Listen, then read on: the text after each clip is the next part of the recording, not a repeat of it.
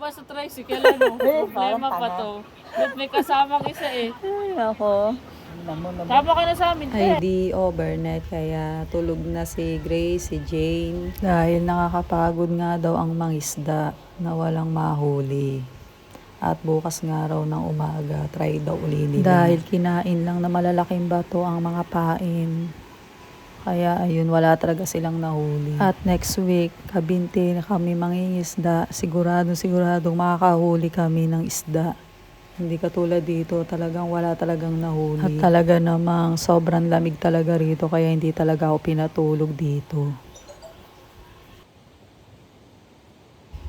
Si Andrea, si Lilo, ang nanay at si Bordigs. Ayan, mga tulog na sila. At habang hindi nga ako makatulog dito, ay di nagtitiktok muna ako. Nakailang ulit pa nga ako dito at hindi ko makuha ang tiyempo.